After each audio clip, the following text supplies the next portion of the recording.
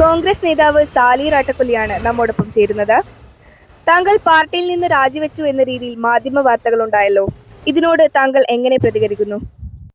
വാർത്തകൾ തീർത്തും വിശ്വസിക്കാൻ കഴിയാത്തതും ഉൾക്കൊള്ളാൻ കഴിയാത്തതുമാണ്. ഞാൻ മരിക്കുന്നത് വരെ കോൺഗ്രസ്സുകാരനായി തുടരും.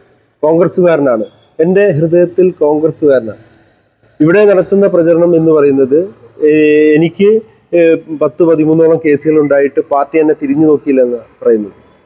എനിക്കെതിരെ കേസുണ്ടായ സമയത്ത് എന്നെ അവിടുന്ന് ജാമ്യം എടുക്കുന്നതിനും എന്നെ അറസ്റ്റ് ചെയ്യപ്പോൾ ജാമ്യം എടുക്കാനൊക്കെ വന്നത് പാർട്ടിയുടെ പ്രധാനപ്പെട്ട നേതാക്കന്മാർ തന്നെ. അന്നത്തെ മണ്ഡലം കോൺഗ്രസ് കമ്മിറ്റിയുടെ പ്രസിഡന്റ് PK മുരളി, അതുപോലെ തന്നെ നഗരസഭാ കൗൺസിലർ രാജാറാണി, അതുപോലെ തന്നെ മുത്തലിബ് ഉൾപ്പെടെയുള്ള പ്രവർത്തകരാണ് എന്നെ ജാമ്യം എടുത്ത് കൊണ്ടുവരുന്നത്. എനിക്കെതിരെ കേസെടുത്തതും എന്നെ അറസ്റ്റ് ചെയ്തതും പിണറായിയുടെ പോലീസാണ്.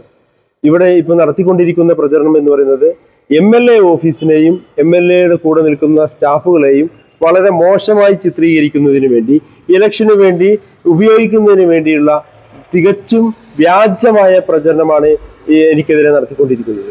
ഇത് ഒരിക്കലും അംഗീകരിക്കാൻ കഴിയില്ല.